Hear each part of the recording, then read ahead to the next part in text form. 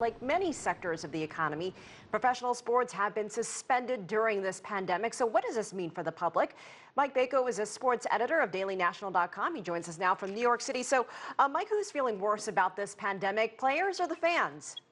Oh, I think everyone. I think owners as well, if you want to look at the bottom line. But yeah, I mean, it really starts with the players really wanting to get out there and play, fans wanting to watch and cheer, owners wanting to have fans come to their arenas and stadiums, broadcasters wanting to put things out. Here in the States, they're replaying old golf tournaments and old basketball and baseball games on TV. You know, that is satiating an appetite for sports to a small degree, but that's not going to last very long. Fans and players and owners want everyone to get back out there and play, and they're going to great lengths to come up with every and any sort of plan to get them back onto the field. So, Mike, why do you think President Donald Trump is adamant about sports resuming and American football, for example, starting on time this fall? Is it about the money and his team owner friends, or is it about getting back to normal life?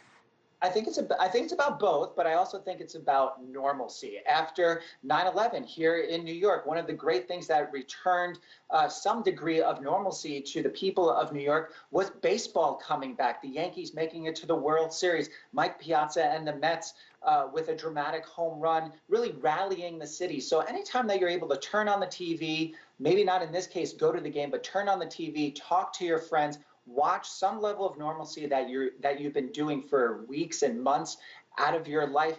That's what people want. That's what Donald Trump was saying, especially when he talked about the NFL returning in September. Right now, obviously, Major League Baseball is in a delay. The NBA and the NHL were going into their playoff rounds.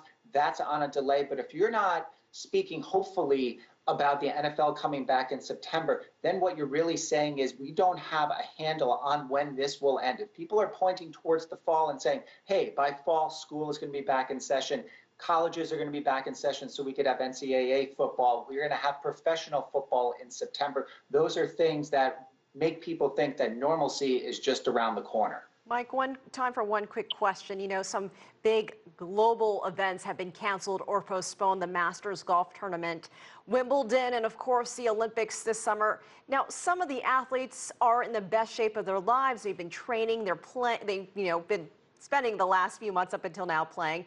So are the athletes concerned about staying in shape and on top of their game when the sport resumes?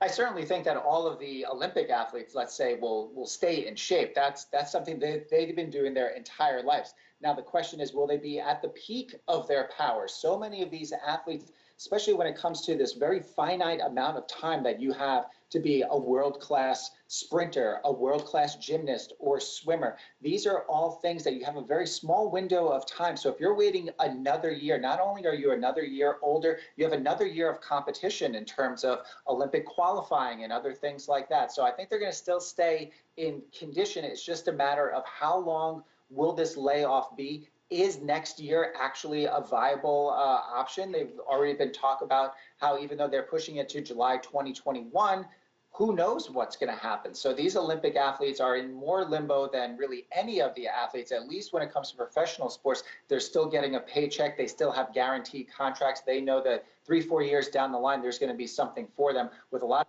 of Olympic athletes, this is it. 10 seconds left, Mike. Any positive to this?